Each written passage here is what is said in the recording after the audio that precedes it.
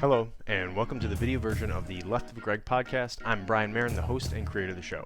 As always, I will be joined by human behavior expert Mr. Greg Williams, who the show is affectionately named after. On the show, we discuss different topics through the lenses of what we call human behavior pattern recognition and analysis. If you'd like to find out more about what that is, please check the links in the episode details and go to our website to learn more. Please don't forget to follow us on social media. The links are also in the episode details, and hit the like and subscribe button to help support our work. Thanks for tuning in, and we hope you enjoy the show. Coming in hot. We're live. We're live. Okay, that means We are. That means we're live, and it means we're recording. So, welcome to everyone just listening to this. Just a quick reminder at the beginning: always, you can follow me on Facebook, and that way, when we pop up live, you can possibly interact with us. So today, Greg, a lot's been going on in the news. Just for you listening, we recorded this on a Friday morning, just the week prior to being released. So a lot happening and a lot going on with some big shootings again, especially the one in Boulder, Colorado, that we can get into. But what I've been seeing on the news are a lot of images of examples of fight, flight, or freeze, which is something a lot of people are familiar with, our physiological reaction to the stimulus in our environment, usually something stressful or chaotic, right? We're kind of programmed in a sense, in a way, for these very primal reactions in survival situations, especially. But most of the time it is explained, or I've always had it explained to me from my perspective, right? From our perspective, meaning like, hey, when these situations occur, these are the physiological reactions you're going to have, and you're going to fall into this fight or flight or freeze, and right, this is why it occurs, and this is how it feels like. You're going to get episodic saliva, and episodic cortisol is going to release. You're going to lack of saliva. You're going to have all kinds of different electrochemical neurotransmitters to start kicking. You're going to get that adrenaline going. You're going to maybe get some dopamine. All these different things start to occur, right? And we learn how to feel that or understand that in our own selves, but I've never really heard it like, how do I identify another person who's in that? Because if I'm in my environment and everything's good and I'm shopping for my groceries or I'm doing whatever, and someone else in there is in that fight or flight or freeze response, that means they're having some sort of reaction to their environment, or something's happening that I don't know about. So I kind of think it one way is to, how do I detect that in others? Whether that's, your law enforcement pulled someone over and they're in flight mode and you haven't even picked up on it yet. You're in that, we see it all the time. Again, you're that HR person who has to, you're dismissing an employee from your organization, and they're falling into a very primal reaction. I'm going to want to pick up on that, right? I'm going to want to see that. I don't care if I'm out and about, I'm walking in with my family to the grocery store, and I see someone else walking in and they're having that same sort of reaction. That's anomalous in that baseline of that, Yep. of that grocery store. So that's something I need to look for or understand. Does that kind of make sense, where I want to take this from? Like, I've never really heard it explained like, hey, how do I see that in another individual? We always explain it from the way of, this is how it makes me feel, or this is how it makes me perform. Right. So if you think of human behavior and human performance, they're closely linked. They're opposite sides of the same coin. And if you increase one, you're going to increase the other. And we've said that 1,000 times. One thing that I think, as we drill down closer to the answer, the F to the third there, is that why do people do such a good job of writing about it? Because it's easy. It's science. It's high school science. That's true. Yeah. People have made millions of dollars selling books on how your body reacts to stress, when every med student, yeah, you know what I'm trying to say, every high school kid that went through maturation class had to go through it. I think I want to couch it this way, Brian, if it's okay with you. First of all, you talked about the shootings. A week ago, Oconomowoc, Wisconsin, a guy walks in, executes a couple of coworkers, then after a standoff shoots himself. Then you had the Atlanta shootings at the massage parlor. Then you had the King Super shooting in Arvada, Boulder, that killed a copper and 9 other people. So one, what are our big takeaways? You better study mission focus and predatory looks, because when a person is mission focused, your attention should be drawn to them, because they are so focused on the mission that they're about to carry out that they'll stand out as an anomaly. Brian, you could see that. And that's a temporary break with reality, and it looks a different way. So loss of control is a guy in a bar that gets bumped into. Hey, what are you doing? And Right. now we're starting to posture, right? So you got agitated, impulsive behavior that's going With in the moment. alcohol And on board, that's yeah, going yeah, to yeah. make it And worse. it might be irritable, and it might be, Yeah. and then you try to calm the guy down. The guy pulls away from you. I mean, we've seen it at Central Casting Hollywood. Yeah. But a break with reality is quite different. Yes. And so it almost feels as if the person has the 1,000-yard stare, and they're not responding to external stimuli or agitation or people yelling. One of the things about the King Supers shooter Alyssa, they said he never said a word the entire time from the parking lot all the way in. Okay, why? Because there was nothing going on in here except for inside of his brain case, except for a cow with a ukulele that was playing whatever song he was dancing to that day.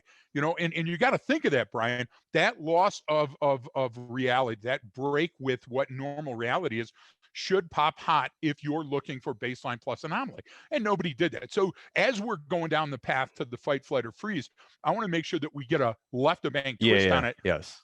See it from the parking lot for what it is. And you've got a great line when you talk about parking lots and people carrying stuff, right? Oh I yeah. mean, Well, that's you don't carry bags into stores, right? I mean that's a not full huge one ones. we've seen. All of you don't carry, that goes all the way back to Columbine carrying, I don't know, almost 100 IEDs in or around the school. You don't have to be a bomb expert to go, man, that's a lot of bags you're carrying into this place. That seems odd. Yep.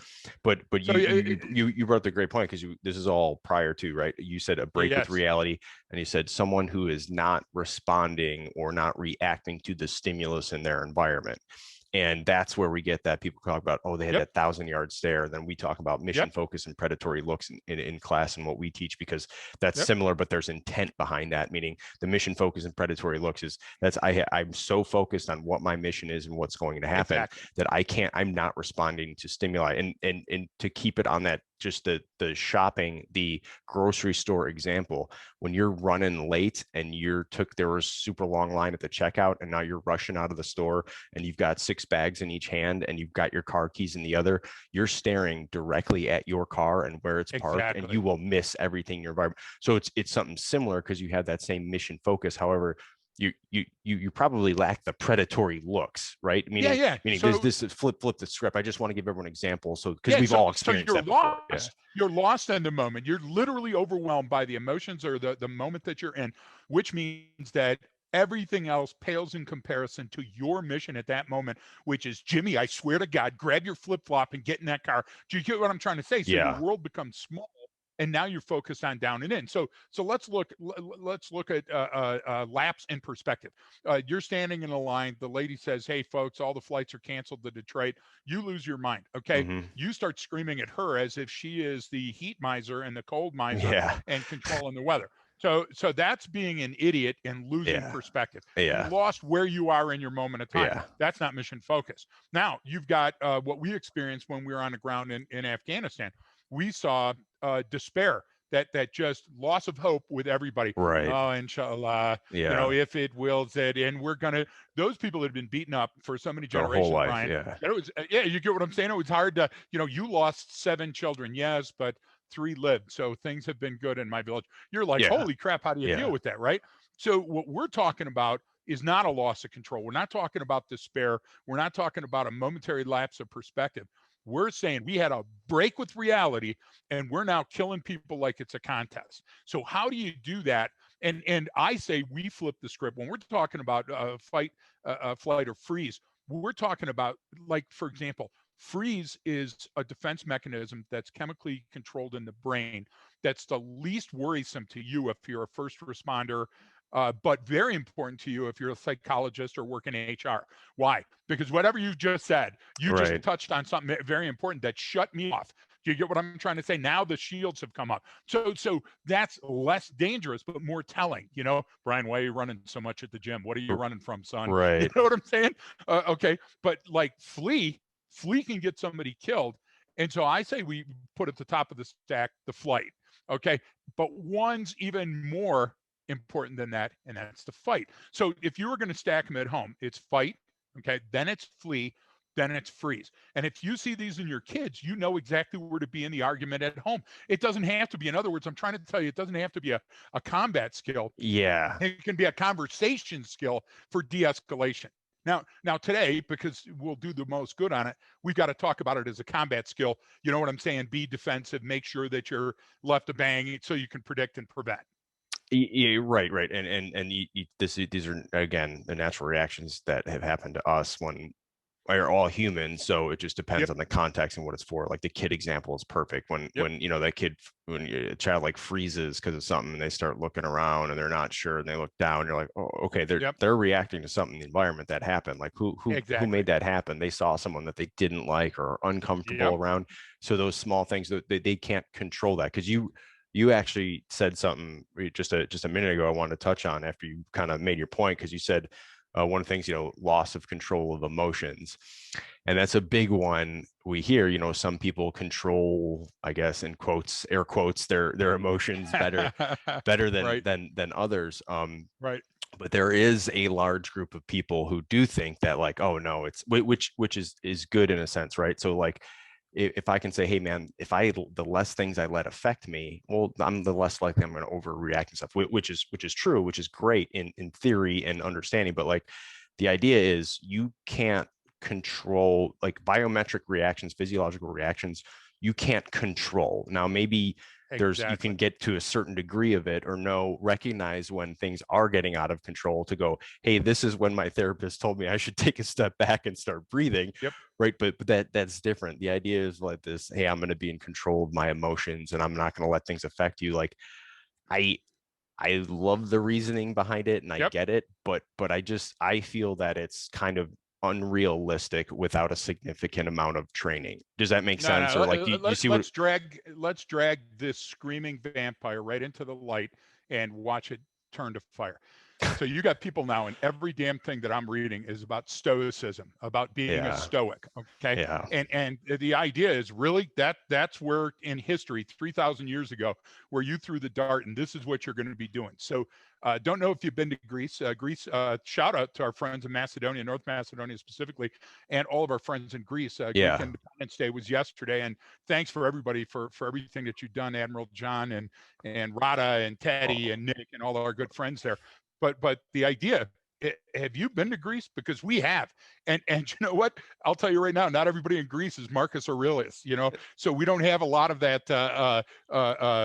Everybody says, hey, listen, I want to be a stoic, just like everybody in my lifetime when I was growing up, Brian, in the late 70s, everybody wanted to be a samurai. So there was the Zen and the Art of Motorcycle Maintenance, and all of the things about Lao Tzu and Lao Tzu, and people embracing the top knot. Yet they had no idea what it meant to commit your life to being a samurai, did they? Yeah. So I know, I see what you're saying with that, because that's a good example of the samurai one, right? It's everyone wants to, quote these books or read yep, Sun Tzu or all of the, and you're going like, yeah, but you're not, take it for what it is, put it in historical context and take the lessons learned from it. I get it. But yep, unless you're going to devote your life to living in that manner every second of the day, like that's training, right? yep. That then you'll get to that level maybe a few decades later, maybe when you're the old man and have realized that now you can write the book about it. Like that's the point, is those guys were doing that. That was something that a code they lived by in everything that Exactly. they did. It's not reading a book and then going, yeah, I got this, I think I can do that. It's like, Right. all right, Right. I'm slow gonna put down this here. on my desk. Well, the reason why I sometimes have an issue with it is kind of what I brought up at first, is like you're kind of just, you're saying, like, you're negating the fact that you have uncontrollable reactions to situations. Like, your Yep. unconscious mind rules your conscious behavior. Like, you have certain reactions to things that you cannot control, and you don't even know it's happening sometimes. I mean, you go eat because your body's telling you to. You don't go eat because you want to tell your body to eat food. I mean, you get hungry, right? So you can't control certain things. And then when you get into Exactly. just emotional reactions to stuff, no, you're wired to have that way. Human beings are supposed to display and have You have to. emotion and You read have each to. other. Like, that's the essence of reading human behavior, is understanding human emotion, I think. Yep. And I sit there during these arguments and I go, are you talking about patience or resignation? Yeah. Are you talking about understanding this person or accepting their behavior?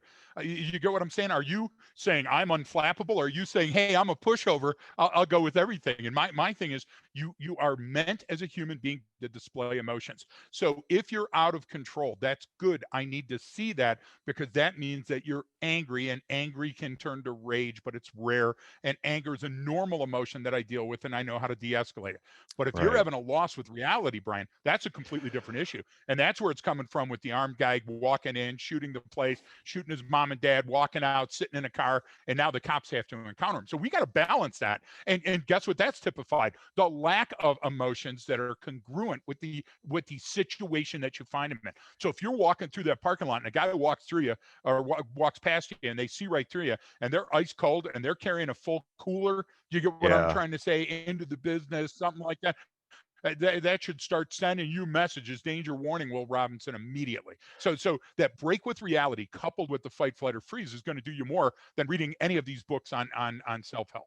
No, and that's a good one. Because you talk about right there that we always talk about incongruent behavior, right? And Yes. that does the emotion fit the event is the Yep. best way to describe that. And that's what, when you see people who do commit these acts, have that kind of break with reality, as you describe it, which can be described a million other ways very accurately, right? I mean, like, it's just they are not present in that moment. They are in a different world right now in their Yep. head. What is happening around them is not what you see, is not what they are seeing at the time. Yep. And I think it's hard for people to understand what that means, what that feels like, if you've ever had that experience. But the incongruence thing is a big one. And I always go to the remember the what's his name from Saturday Night Live, had the band The Lonely Island, and they did the song Cool Guys Don't Look at Explosions, because in Exactly. every movie it's like, The Rock walking away, and then there's a big massive explosion in the background. Right. And that's a great example of incongruent behavior, right? He Yep. should be reacting to what's happening. Okay, why is he not? Yeah, I get it, it's a movie, but literally that means he either has some sort of sensory deprivation issue, or can't hear or see or feel whatever, or they knew that was going to happen, therefore they didn't overreact, they weren't surprised by it. So I No, use that as you're an so you spot get on. what I mean. I just use that as an explanatory tool for people to understand, like, look, that's an example of incongruence. You've seen it in every action movie where they don't look at the explosion when they walk away. That's the whole thing. It's like they knew it was going to happen, so therefore they're not surprised by it, but everyone else in the area should do what. So Spot on. Spot on. So let's poke the eye of the certificate mills and the people that are spouting garbage right now too, because after the King Super shooting, all of the sites that were on the band of LinkedIn that somehow I'm roped into still don't understand social media, was all about gun and the knife and learning how to shoot and your killing skills and all this other stuff. A dozen-year veteran cop with the best yeah. training in the world, the best armor and everything else, died immediately upon arriving on scene by getting shot in the head. Sure, he's a hero, but if he fared in that manner, how do you think you'll fare? And the Yeah. second part of that, Brian, coming down, is stop thinking that you can control or identify all of these things. It's like a deception cues. A person's lying to you. Yeah, okay. Well, if you don't understand the context, and if you don't understand the environment, and if you don't understand what that response was from, it's useless trying to pair that thing. And I'll give you an example. So let's go to that King Supers, and not this one, because you know how our emotions work. We're going to close it forever, then we're going to tear it down, then it's going to be a mountain of flowers, and then people are going to put a shrine. We do it all wrong, and we'll get into that on a different episode. But Brian, you walk into a King Supers anywhere, the first thing that you walk into, there's a little floral shop next to the bakery. All the stores are set up the exact same. Over on the So you're now trying to read the person at the counter at the florist shop. Okay. One's crying and one's ecstatic. Okay. Well, the one that's ecstatic is picking up flowers because they're going to the wedding. The one that's crying is picking up flowers because they're going to a funeral. So there's a panacea of emotions Right. inside of that Publix or King Supers or Kroger's anyway. But this is not what we're talking about. The person that had the break with reality is so mission focused that they're carrying in the weapon, Hans Schista glass. They're coming in and ready to shoot and ready to fire, and they're not paying attention to any of that external stimulus. And people say, you live in Colorado, everybody carries a gun. Yeah. So when I go to King Supers, our version is the city market. Everybody has a gun in some state of concealment, whether it's on their belt or in their card or whatever the hell that they're prison doing with it. wallet, wherever they can fit Yeah. it. Yeah. But you understand the difference, Brian? There's no intent being displayed. So we don't have the fight cues. We don't have the flee cues. We don't have the freeze. We don't have things that's typified by the break with reality temporarily, where they're looking with a glassy-eyed stare as though they're in a different planet, in a different place, and at a different time. And why don't we look for that? Because nobody stopped and showed us what that looks like, you know? Yeah, and we're so used to seeing some of these things, we don't pay attention. And we talk about attention and stuff, and everyone wants to talk about situational awareness. But like you perfect example, you just brought it up again that I talked about is like carrying a bag. Yep. We always see people carrying bags. Like, yeah, exactly. Yep. That's why you don't pay any attention to it. I see. I get the little one when I come home, and she's out here playing with her friends, and then she's got a backpack on. Even with her, I'm like, "What's in your backpack? What's in your bag? Like, what could you possibly need in this Yep. situation that it couldn't fit in your pockets, and you had so much stuff to carry that you needed a bag, you needed a receptacle And to it gets put it in." bigger as you get bigger. Yeah, You know what I'm saying? but that's what I'm saying. I'm like, what do you need? It's like, oh, well, it's always little Yep. girly stuff that you want, toys or whatever, but the point is, like, we even something as simple as like, hey, why is that guy carrying a bag into a supermarket? Yep. Can you walk up to someone and ask them, hey, what's in the bag? I do all the time. It's the Yep. what the I always, the memory emotion link is, what's in the box, what's in the box, right? I always want to Exactly. know what the hell is in there. That's What are you so carrying, such dude? a great reference, man. but Such a but great but we're I think that seven. there's yeah, seven, that's what it's from. A lot of the stuff we brought up about people want to go, hey, situational awareness, and you got to read everything. And it's just, I see Instagram post after Instagram post of just platitudes. Hey, you have to be aware in your environment. Hey, Yeah, you but got to read a baseline. It's like, what the hell is that, man? Like, you're making it more complicated than it needs to be. A guy walking into a grocery store with a bag is the only person, when I scan the area, and what are most people carrying? They're dragging their kids in or grabbing a cart exactly. from outside. Like, that's an Or immediate, hurrying because they're on their way to work and they forgot orange you shoes. get what I'm saying? Like, it's Yes. just, that's what it is. It's what's normal here. Hey, that's odd. Let's investigate. 99 out of 100 times, what, Greg? It's completely benign, and it's something, whatever's going on. But that's all it Listen, takes. I don't want people to get, I I don't want Brian, everyone to situation overcomplicate awareness. this stuff. The word situation awareness, and there's two: Which one, situational awareness which is one of and my least favorite situation awareness. terms. Yeah, what we've grown to revile it only because people are so overusing it and misapplying it. What we're talking about, folks, is we're talking about something that I've endeavored my entire life to break it down to something so simple that a round peg square hole. Listen, this doesn't Yeah. fit. It's incongruent.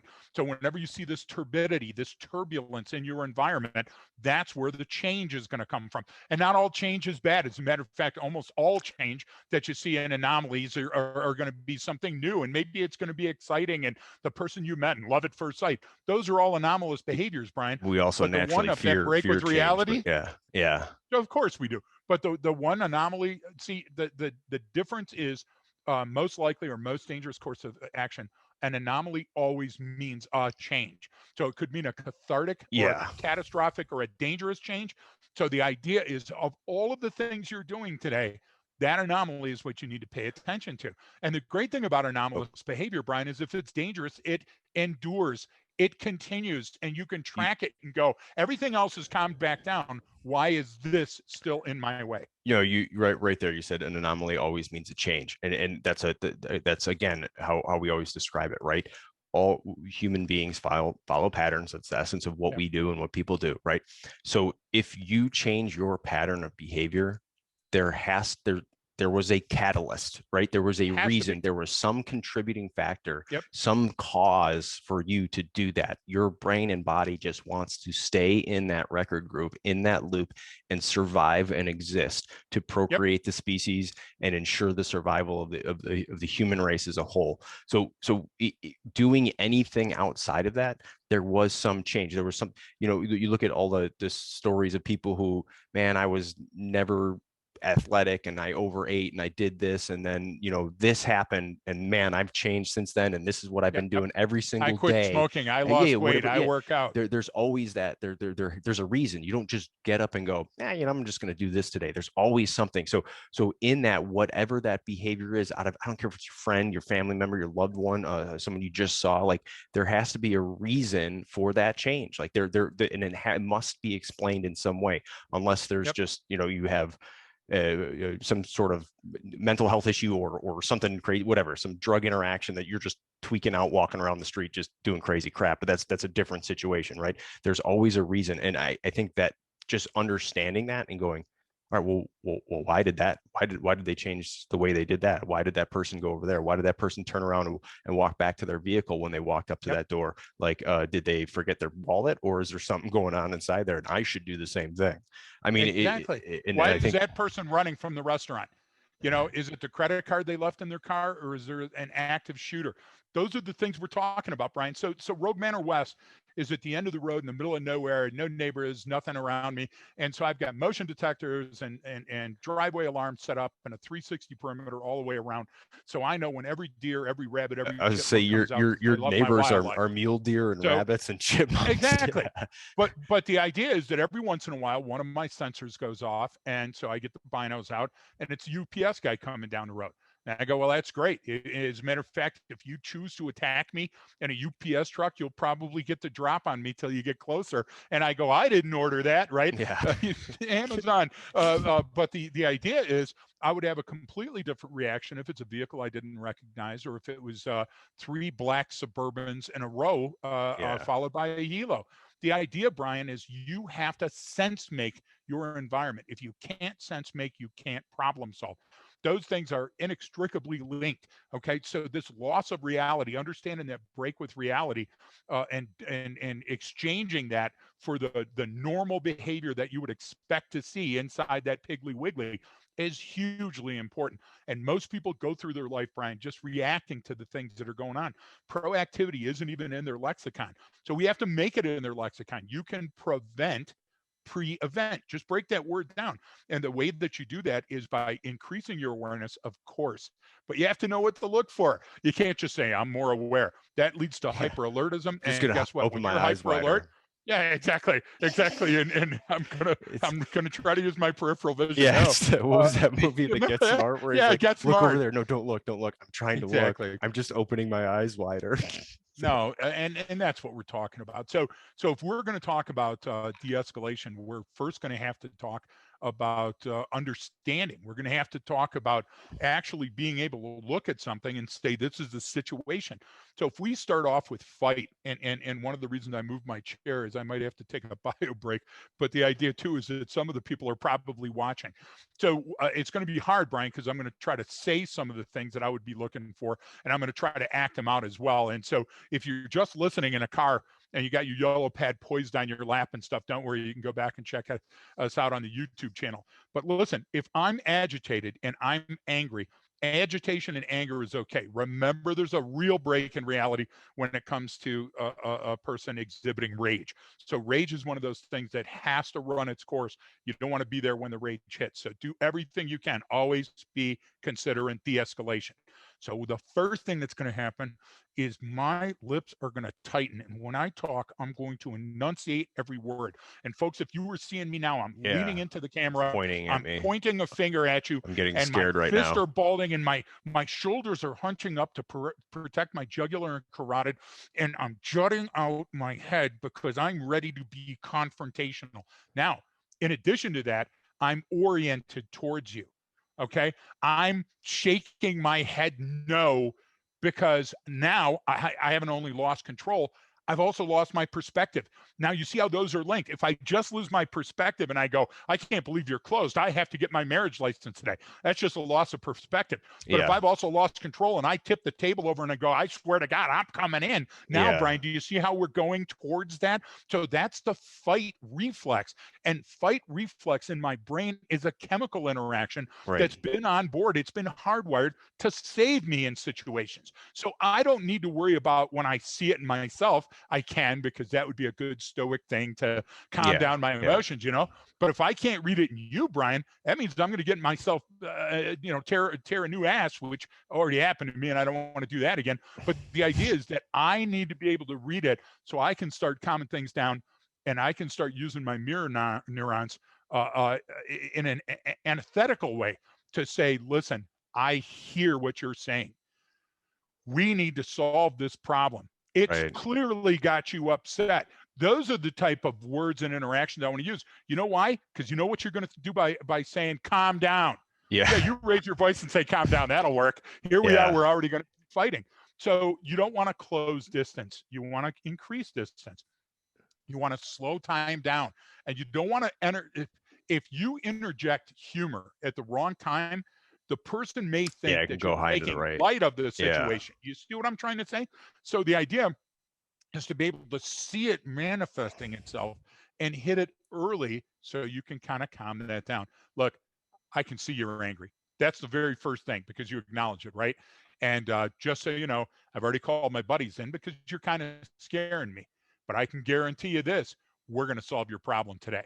Look, what did I just do, Brian? I set boundaries, didn't I? And I said that there are consequences for your actions, right? Right. And sometimes I didn't people use need a to be threatening manner. Right. Sometimes people need to be reminded that there are consequences for their actions. Like you just said, anger and rage are very different. When it leads to that, you're talking about someone who's angry. This is why we're going over the fight, flight, or freeze from their perspective. You have to identify that, because if you see it, that should determine how you're going to handle the situation. Because if they're in that mode, it can go catastrophically wrong. Because like you said, once it gets to that rage, when you hit that point and it blows over, the cup is full and it's spilled, like that has to play out. You see that in these different types of rage style attacks, meaning it will follow its course until it abates. You're not going to talk that down. You're not going to calm that situation down. That person will run its course at that point, and they're going to do what they're going to do. And that's the point where you can say, okay, now this is the time when we have to get aggressive and we have to end this immediately, or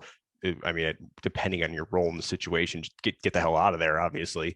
But I think knowing those two is the difference. And so when you see that, and when we're in this, because you just gave some great examples, I know a lot of people are listening, but those anger cues and balling up. But now this is where it gets into, okay, so you want me to be able to read microfacial expressions, and you want me to be able to pick up on this, and okay, I'm going to go read Ekman, and now I'm going to be able to do this at a great distance. I don't want people to go too far down the rabbit hole with that, right? These are very simple things, Brian, to identify. Let's do something absolutely simple as well. You're going to lose the video for just a second, but don't worry about that. So you're in a laundromat, and while you're in the laundromat, you notice that your young son or daughter is sitting on a chair where their feet can't completely hit the ground. So perhaps their toes could if they stretched a little bit, and you see that little kid is kicking their feet straight out towards you while they're sitting there. Now, Brian, I can guarantee you that's not busy work. What's happening when you're watching your kid is they're pissed because they want to be on the playground. They want to be swimming. They want to be eating. So what they're doing is they're unconsciously kicking you. So now, if you can read that, and that's a body language cue that's not a guy walking in with the gun or doing something else. If you can read that, then what you're doing is you're saying, hey, wait a minute, I understand this enough that I could be proactive and say, don't worry, Timmy, we're only going to be here another 15 minutes. Come help mommy fold the t-shirt. Do you understand? We're not talking about a loss of hope there or a loss of control. We're not talking about the temporary break in reality. What we're talking about is the kids had a break in perspective. They no longer want to be at that gosh damn laundromat. So you're picking up on it and reading it. I would account that with the same as being HR person. You're sitting there across from the person, and all of a sudden you say, well, John, I know that we promised that you'll be able to take a vacation, but if you notice, you don't have enough and you used your sick days. And now all of a sudden we see that person push back from the table, and now their jaw starts getting tight, Brian. Now that's an anger cue. That doesn't mean that they're lash out. That doesn't mean that they're going to punch you or become violent, but that means that whatever you're talking about right now is causing distress. And if it's sociologically or psychologically distressing to you, then guess what? If you don't account for it, if you don't do something about it, that person could have a break with their self-control. And a break with self-control, Brian, means that I may lash out. So do you understand how that gift of time and distance allows me the ability to get something done to mitigate this before the turbulence creates a dangerous environment?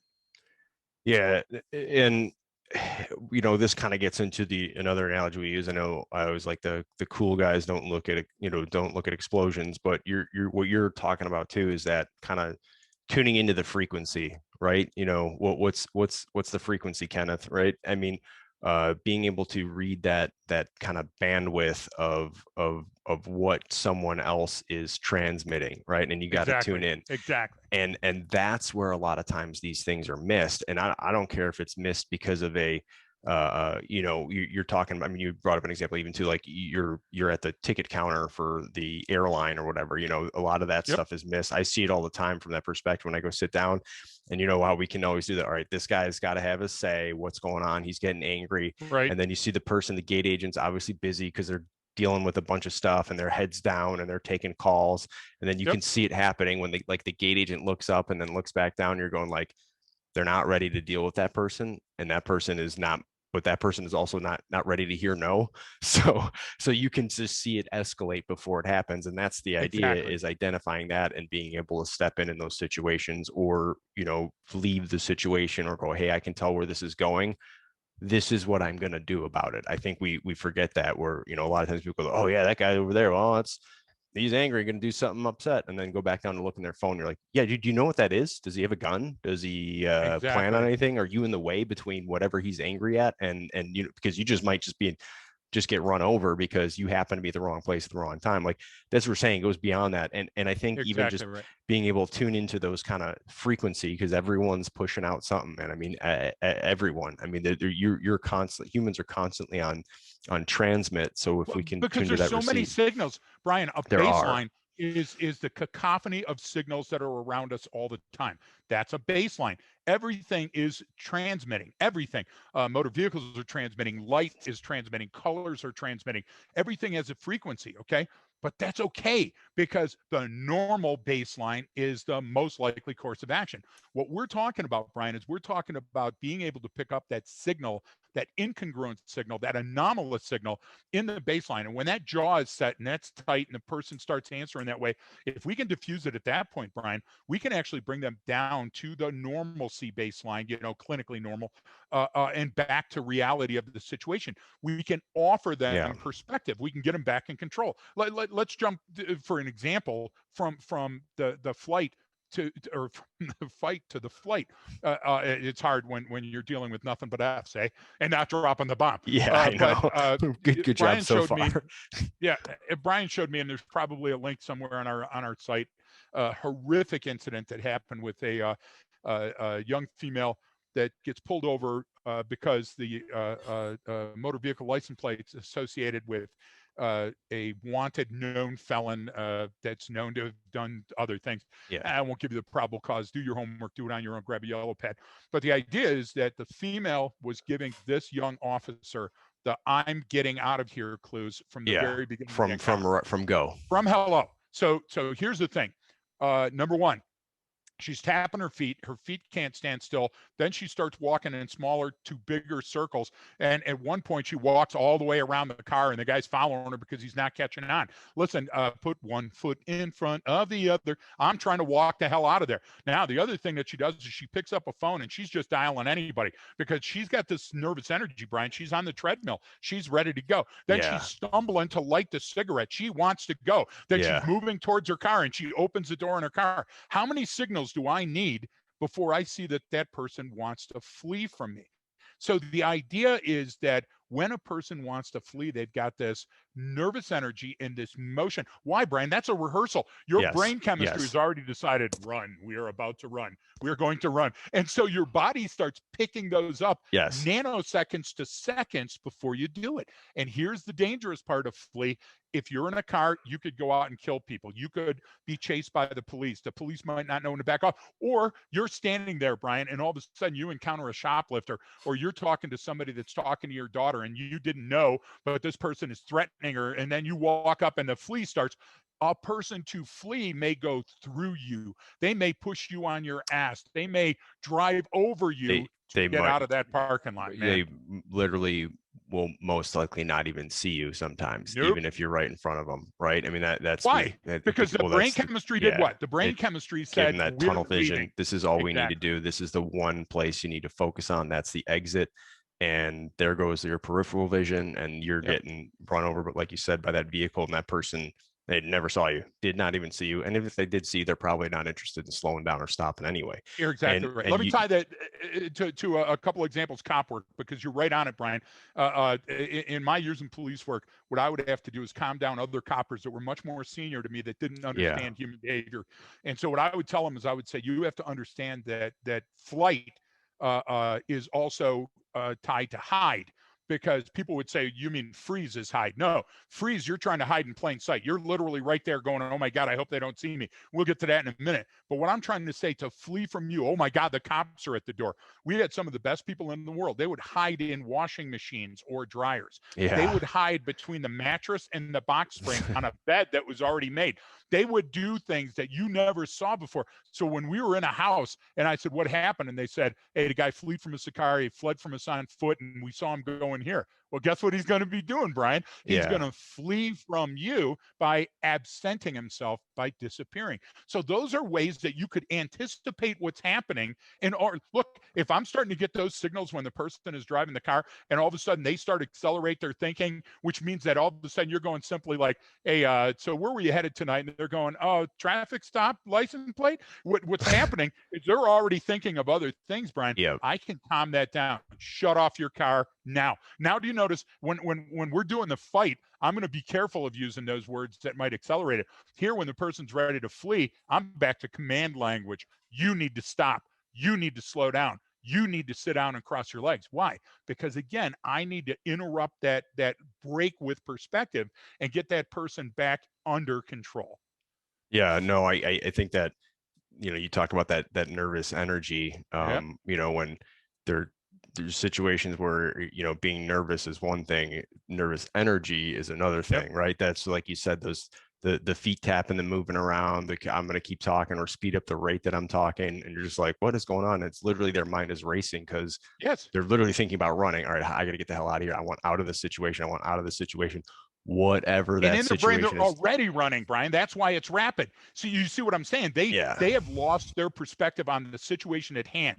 And instead of losing control, their brain is already sending them the chemicals that they're in full. And that's why people have all that It, extra energy, right? no, Is because their brain has already pumped the adrenal cortex to give them the skills to run. no, and you're giving it in these a lot of times often, dangerous situations or Yep. life and death things, and I same experience, but also that happens in completely, normal situations. I've been talking to, prospective clients before and giving a brief. We're about to start one, and someone comes in and they're doing that same thing, fiddling with the Exactly. phone, doing, I got this and this. Okay, hey, I'm so sorry. They're going a million miles an hour. And then I'm not going to jump in. I've literally said, hey, you know what? I completely get it. I understand you're very busy. And if the now is not the right time, I would rather do it when it's at the right time. And Yep. sometimes that's all it takes for them to go, that, what their Thank typical you. response is, like, I'm so sorry. Let me set this down. Give me Yep. 1 second. Because they realize they're being rude or being an ass because they're so So mission focused in their mind. They're just not even existing in the time and space that you are. So, so how could you operationalize that information to deny them winning that business meeting in the boardroom? Yep. What you do now is you exploit that. And as soon as that person's all disheveled and they're in a hurry and everything else, you go, hey, we're going to get started in just 10 minutes now. You just relax for a second. What you do is you exacerbate the situation. You get what I'm trying to say? Yeah. By the manipulation of time. And I'll give you a perfect example of that. In Detroit, we didn't catch everybody we were chasing. Okay. Sometimes that person would get away, but it was important to understand that this person had fled in a car, fled on foot, and it was now hiding somewhere near you. But the fresh pursuit, that hot pursuit aspect has changed. By the way, U.S. Supreme Court decision is talking about that today, too. It So gets do really, your they homework, dropped their folks. opinion today, huh?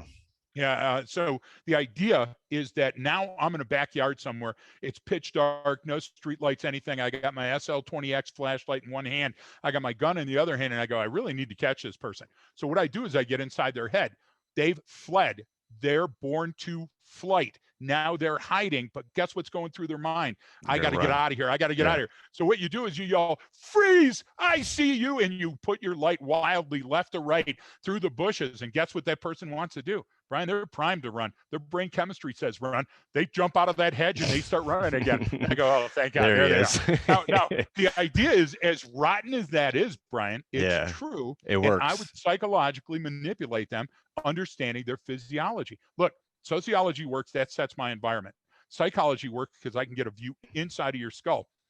The great thing about physiology is I can tell that it's working immediately, and a temporary break with reality would be a physiological response, wouldn't it? Right. I would see how you manifested that. So that only leaves us the freeze.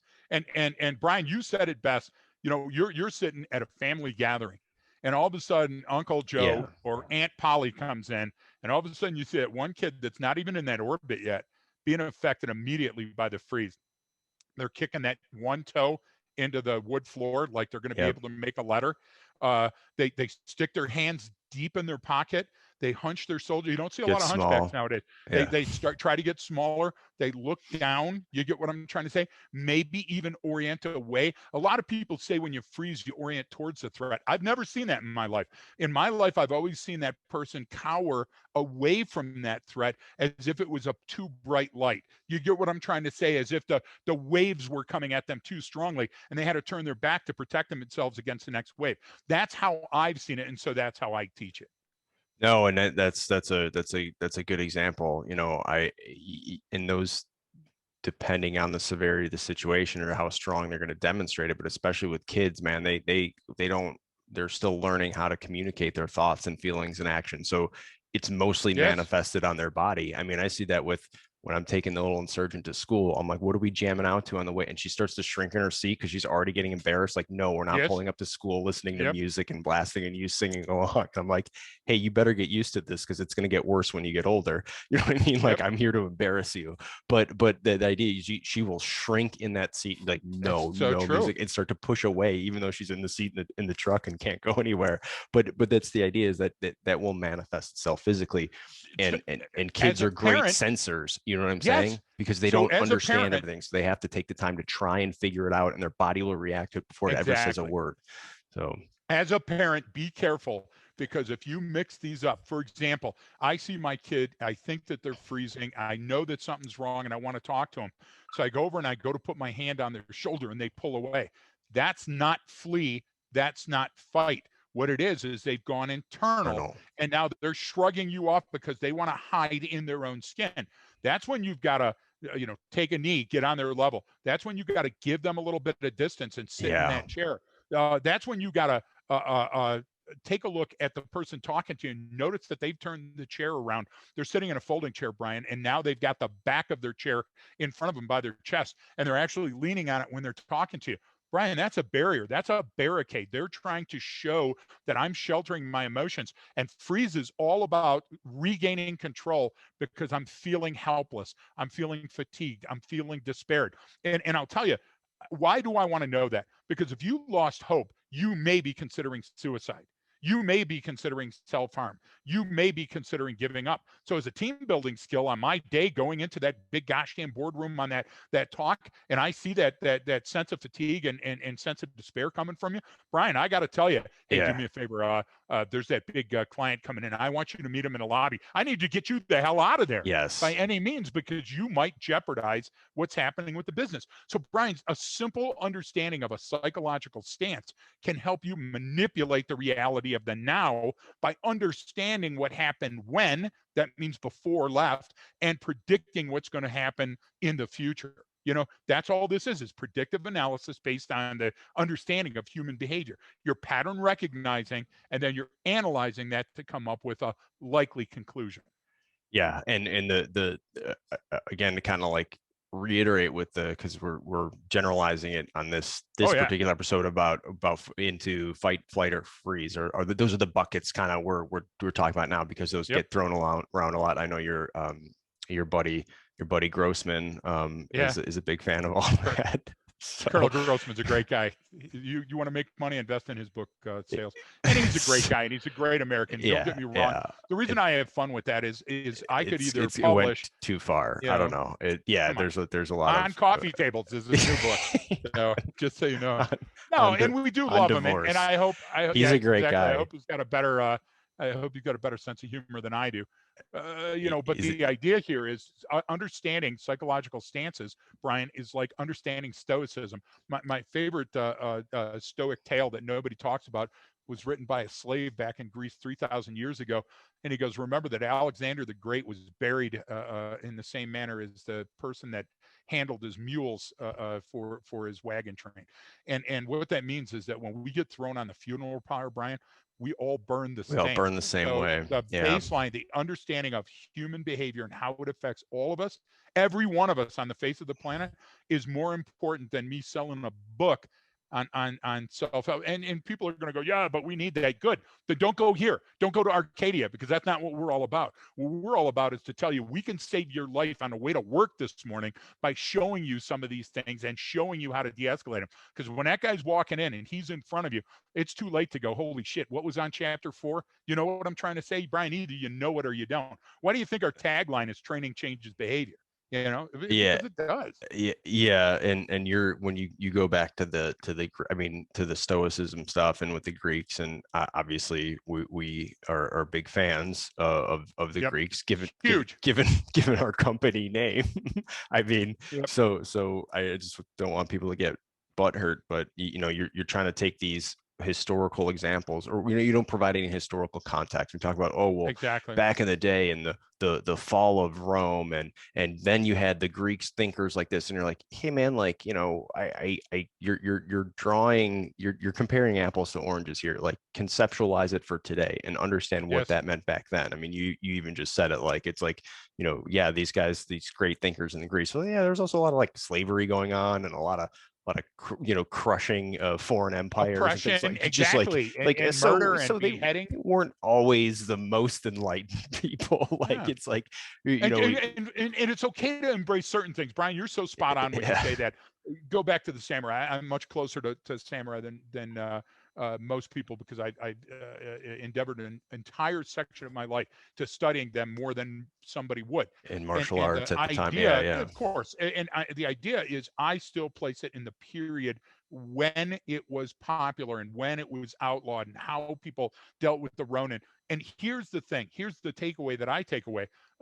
They were masters of origami and gardening and language and literature and all these different things. So when I say be the samurai, I don't mean be the warrior. Masashi said you win or lose before you ever draw the sword. What Yeah. I'm talking about is predictive analysis and being good in Well, your that's what he was space. talking about. Yeah. Exactly. So it's okay to go back to the Stoics and say, hey, listen, I appreciate this part of Stoicism.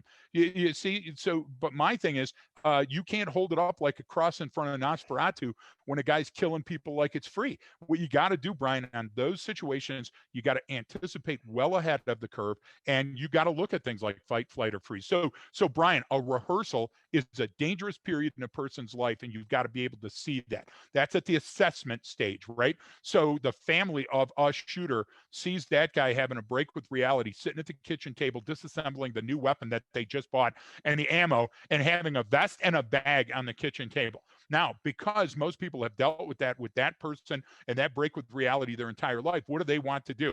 Brian, they want to forget part of that. They want to think this isn't the time because they've had so many close calls before. But I'll tell you, they make a panic button for a reason. And panic buttons and cameras, like surveillance cameras, do a great job of showing you after you're dead, showing all the victims' families what happened. You get what Right. I'm trying to say? We're talking about proactivity, and proactivity comes with predictivity. And guess what? Sometimes we predict wrong, but in a violent encounter, when we predict wrong, we can say, look, folks, sorry about that. Let's chalk that up to, knowledge and experience, and let's get back to it, rather than going, ladies and gentlemen, I regret to inform you, we've had another dozen Americans killed. Does that make sense?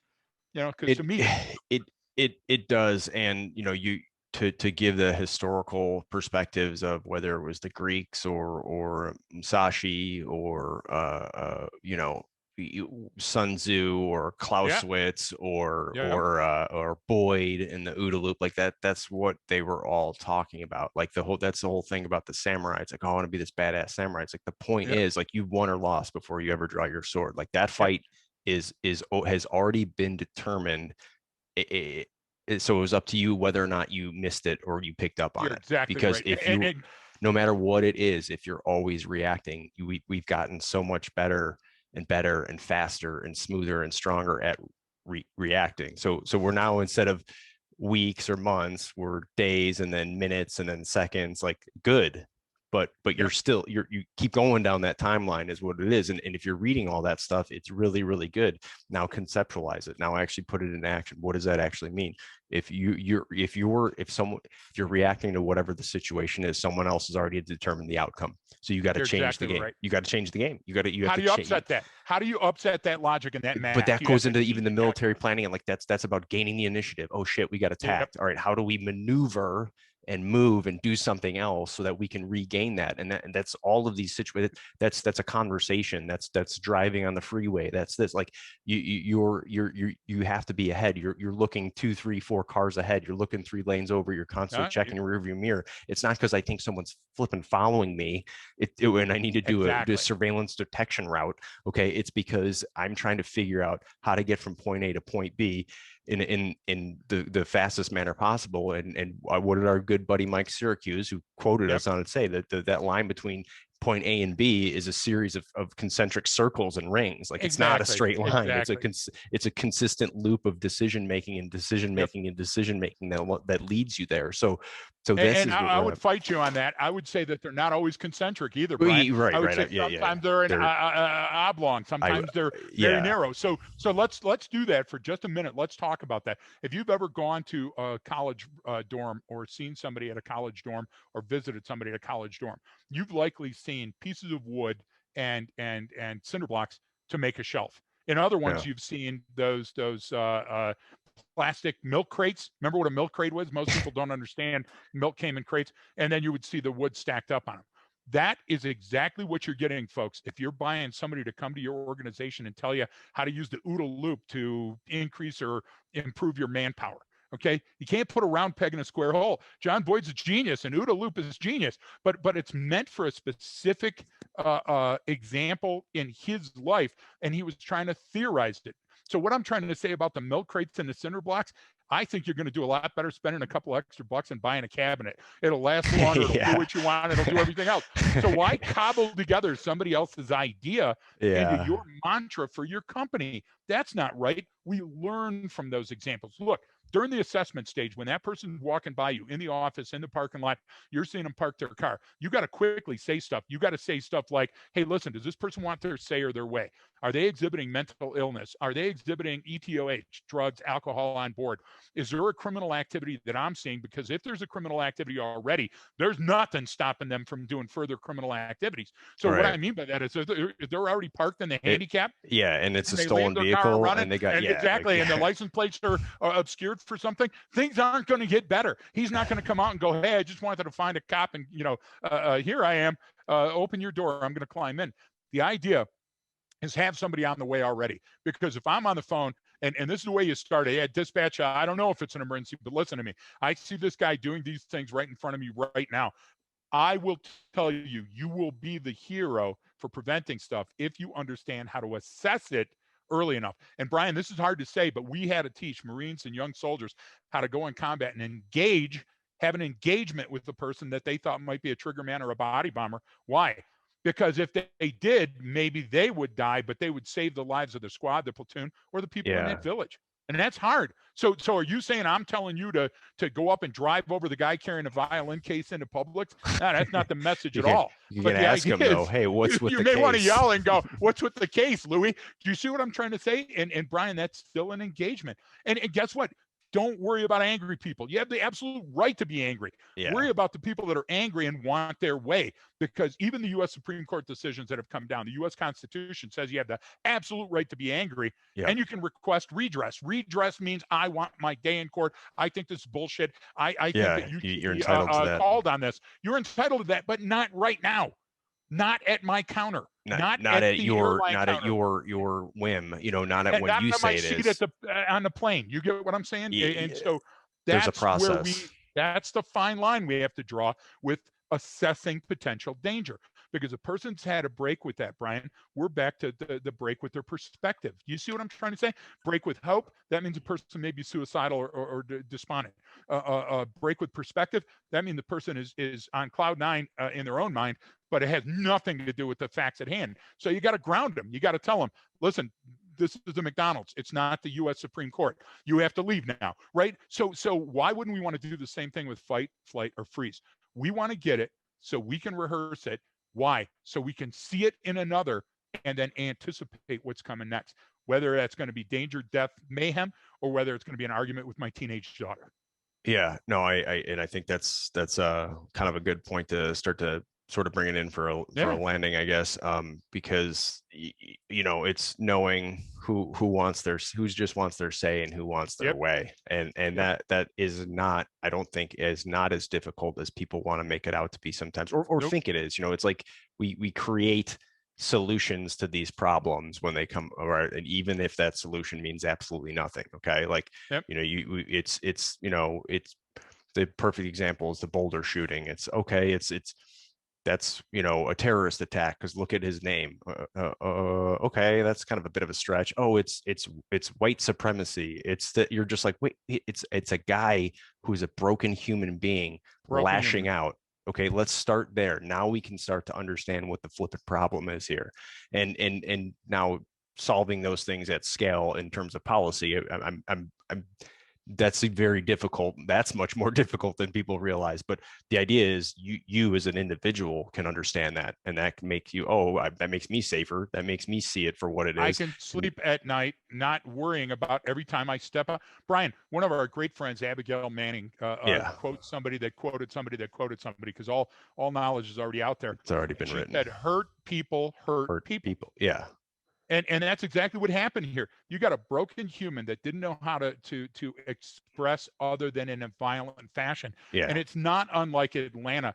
Brian, you had a PIO at Cherokee County that was almost 30 years on the road that got set down. And I called their chief, Cherokee County Sheriff's Office. The sheriff never called me back. I'm sure he was too busy. Yeah, but probably taking a lot of phone calls. And the idea that I wanted to talk to him about is, listen, you got to get back up on that PIO, because the PIO said this guy had a bad day. Brian, it sounded like we would have said that. That guy looked at them and said, look, I had a bad day. I acted out. This is what, remember, I want to have my say. That's absolutely normal. But when I want to have my way, that's when that anomalous behavior starts, and it's incongruent. People don't act like that.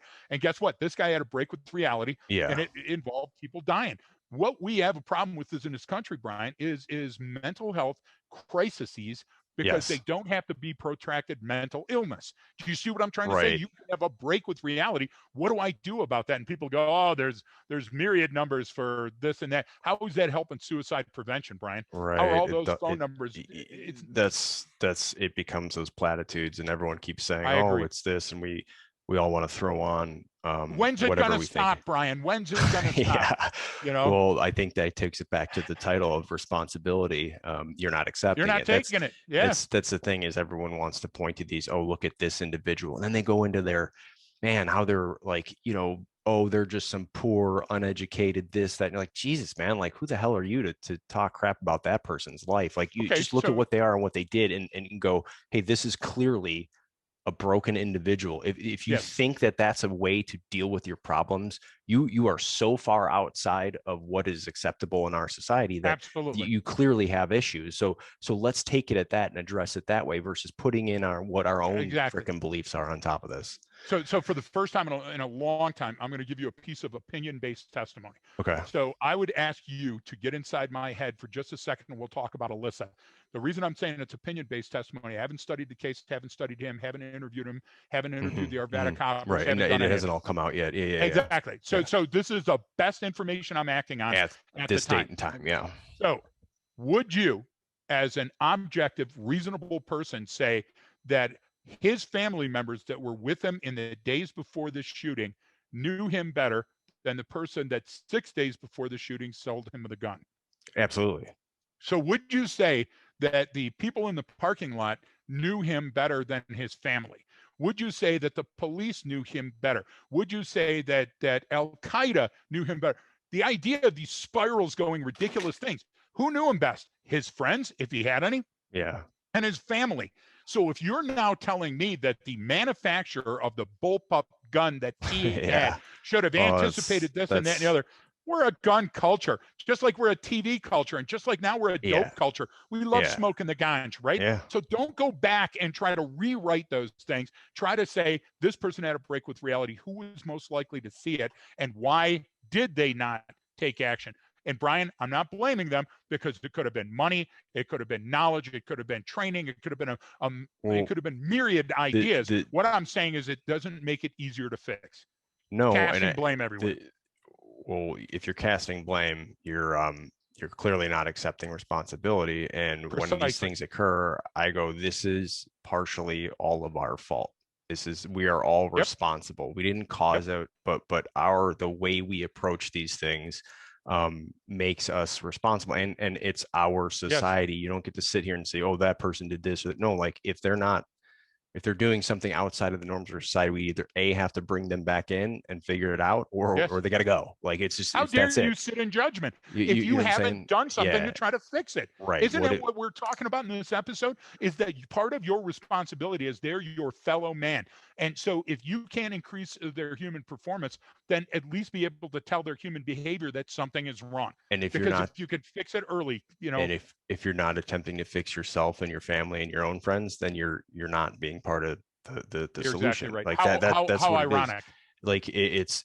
Like I think like you look at a really good analogy I always see, because I had to drive yesterday. It was driving me insane. Obviously, it's horrible driving in Southern California. I think it's the worst I've ever been. I'd rather go, to Kabul, Afghanistan, because at least there are no rules there and you can do whatever you want. And I'm okay with that. Here, people are doing whatever they want. Yep. And there are rules. So that's a problem. But the idea is, Greg, because of cell phone use and how often people are on it and distracted driving, you're at a stoplight and someone's staring down at their phone and the light turns green and it's been green for 10 seconds before they move and everyone's honking. Yep. Okay. That one little act that you do, that if someone's listening to this and they just did that right now because they're staring at their phone, right? You go, well, that's not much. Oops, my bad. But now let's take a view from a macro level economist. What does that mean for lost productivity over in 1 year in the United States? Of how many times that happened? Billions, if not trillions. And you're going, yeah, but that's like big picture. It's like, yes, but you and your 5-second delay at a stoplight contributed to that. Now you don't see it as that, but at scale, when you multiply that, even let's just stay in the United States, times that by a few 100 million people a few times a year, do you have any idea how much time that is? Like that's an extraordinary loss. So when you look at these situations, I look at it the same way. It's me not trying to make myself better and understanding those around me better. Well, if we all did that, if everyone just focused on themselves, like then we wouldn't have these issues. It's the same thing I look at with in the healthcare industry, Greg. Yes. Everyone's going, oh, these big pharmaceutical companies, and they jack up the prices and they do this. There's these evil corporations. I'm pretty sure it's like 70 to 80%. I think it's close to 80% of all medical costs in the United States are from preventable diseases. Things like different heart disease stuff, overweight, this exactly. you get what I'm saying? It's like, no, we're the problem. Wounds. We're the problem. Tell you like we are. It's not the system. Twitter isn't the problem. The people using it are. Facebook isn't the problem. It's the people using it are. Like that's what it is. Like you have to not just try to I just hate this random. Let's just assign it to this, and now I can sleep better and know, well, it's because this is the reason why that happened, and those people are to blame. No, dude, you're to blame. So Brian, back in the day, we always had regional training, no matter if people wanted to say it or not. So I'd be at Quantico, and so we'd have a class at Quantico for the Marines, and then weapons training battalions off of the Triangle. It's a different location. We'd go over there, and while I was in town, I was always welcome to go over the FBI National Academy and teach. And when texting had just come out, I was trying to explain to them exactly what you just did so succinctly and so intelligently, but from Greg, because I don't understand all that mathematical and algorithmic shit. And so what I told him is I said, next time that you see that person fail to drive off the light, I want you to think, and I'm going to get my numbers wrong, but it's the theory, not the numbers. Okay. When you're driving 60 miles an hour, it's like 185 feet to stop when you finally recognize and hit the brakes. So that 3/4 of a reaction time that normal humans have with your sympathetic and parasympathetic comes down to a number, 185 feet, let's say, and walk that off, Brian, and see how far you'll go.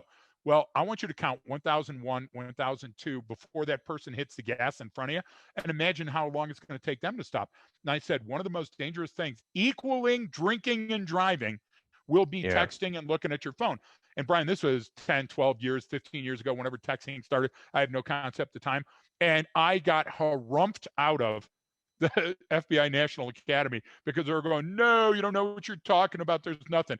Brian, we're going to still, just like my thing, it's going to be a homicide on a flight. Okay. Yeah. We're there because that's human nature. I'm doing predictive analysis on how, because people say it's not this, or they say you shouldn't be on your phone and drive, and they're the biggest person that's doing it. Yeah. Stop, back up and say, I'm either part of the problem or I'm part of the solution, and go to your community and say, how do I help? You want to volunteer time? You go to your community right now and go, this is fucked up, pardon my language. How do I help you? How do I help you fix it? If not, what you're going to do is send a bad message. This morning, my whole day was ruined this morning, Brian, because somebody said, hey, listen, if you're willing to send your kid into combat, be willing when they come back to help them with their mental health issues.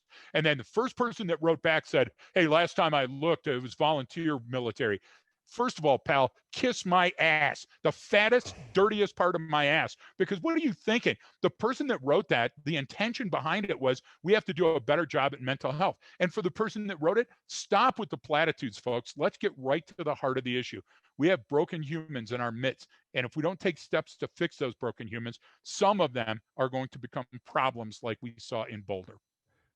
Yeah. And then there's still a lot of kind of misconceptions about a lot of that stuff and what it is. Yes. And again, it's assigning blame. That's the whole, and trust me, the mental health thing, Yeah. I'm not saying this is a mental health issue with these shootings, Brian. Some are and some aren't. And as a matter of fact, fewer are responsible because of the mental health. But you can be in a mental crisis. You can be in a manic episode. And there's got to be a way to identify that and fix that without allowing me to go off and do something stupid. And doing something stupid is including shooting myself, self-inflicted wounds, drinking myself to death, beating up my wife or a significant other. That's not good.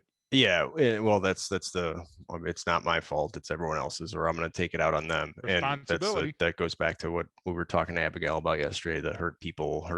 I mean, Exactly. Absolutely. And I think it's taking that approach is going to help us understand and solve the issues, not just start blaming people and let's pass more laws, because that's what we need. We need more laws. We already have them there. They're already there. It's already been written. And we're not Republicans, and we're not gun nuts. You know what? We're scientists. And so we don't think like that. And Brian and I aren't endorsing a way of going other than science. Well, it's just a overreactionary way of, looking at an issue, and then you're not taking into account your second and third order effects of what that overreaction is going to do. So I think that it's probably a pretty good place to land on here this morning. Sorry for being angry. You're angry this morning. I'm allowed to be angry. You are. I wasn't angry. I was surly. You just want your say, not your way. I was cantankerous. Yes. I wouldn't say you didn't raise to the level of cantankerous. Okay, which is a great word. Was I curmudgeonly? Because my daughter Andrea, by the way, Andrea, good luck on the doctor. My daughter Andrea calls me the curmudgeon. So today I was very curmudgeon. You were a little curmudgeon-y. Well, it was a descent into curmudgeonry. It started off. It was a low downward spiral that ended with the curmudgeon yelling at somebody that he's never met before. Because I didn't like their opinion. Yeah, that was mature. Yeah. Well, we're human beings as well. So why does Brian keep Greg off of social media? Tune in at 7. Yeah, that's exactly. Well, what grinds my gears? Yeah, you're doing the Peter Griffin. You know what grinds my gears? So, all right. Hey, real quick before you go, because I know you're going to go. How do I get a Left to Greg coffee mug? Oh yeah. Folks, if you want to go to the website, the link will be in here for the podcast. The Arcadia website, the podcast page, I'll have a link, but we have started making the official Left of Greg coffee mugs. More coming later, hopefully here, but you can always go pick one of those up and help support the show. We make literally no money on it. So I think if you get on there now and get one, you're going to get it before I go in and change and figure out these settings. Because after someone ordered one, it said net pay minus $1.15. I was like, wait a minute, what's going on here? Exactly. So how could this be costing us money? I got charged something when someone else ordered. So tell them too. Why am I not carrying our coffee mug, Brian? Yeah, that's Shelly's. Because you were nice enough to send me. Yeah. Shelly cut the 3 corners of the box open and go, my coffee mug's here. I haven't seen it since, just so you know. All right. Well, thanks everyone for tuning in. Check out the episode details for more links. Like the show, follow us, give us a review on your podcast listener. That would be great. Share it with your friends. We appreciate everyone tuning in. Don't forget we have our Patreon page as well with all kinds of extra stuff. So thanks everyone for tuning in, and don't forget that training changes behavior. All right, man.